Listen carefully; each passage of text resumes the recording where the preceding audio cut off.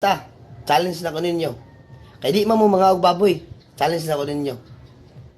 Asa mabasas Biblia nga nag-ingon si Jesucristo ayaw mo pagkaog baboy.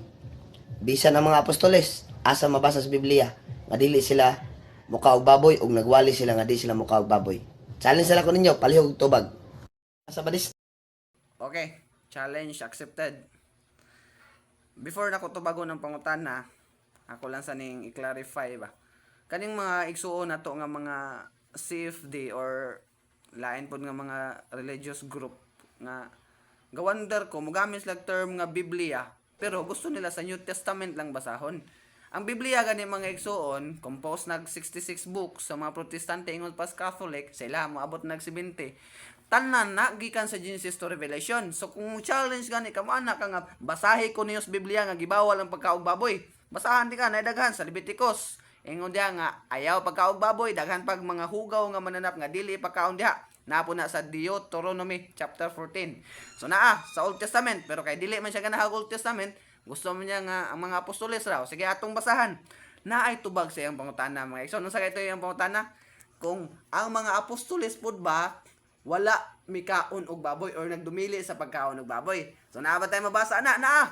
Igsoon. Buhat Kapitulo 10 naay tubag sa iyang pangutana. Walang guro na basahi sa atong higala nga ulangguhanon.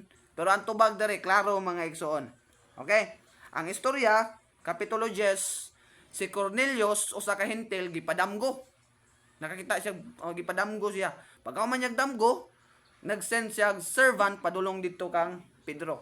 Pagpadala niya servant dito kang Pedro, si Pedro ani nga time nisaka sa atop sa iyang balay.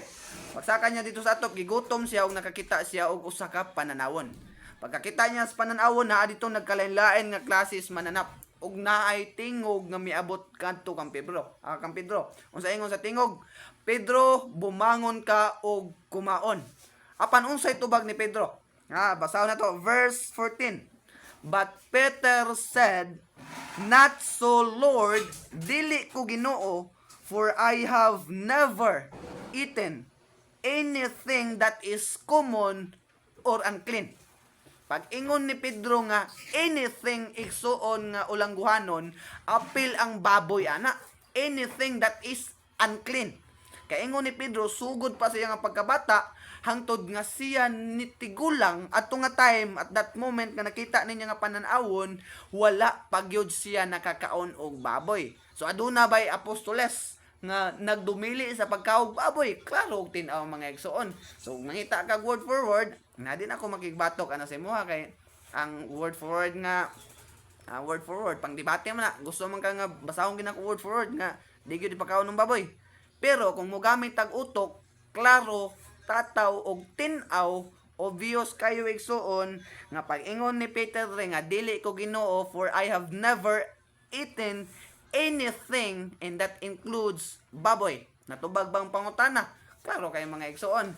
So hinaot ang ako lang pag hinaot nga basahon tani nato ang tibuok Biblia nya. Sabto na to mga igsoon. So challenge accepted, natubag ang pangutana, klaro, tataw og tin-aw mayong buntag sa atong tanan.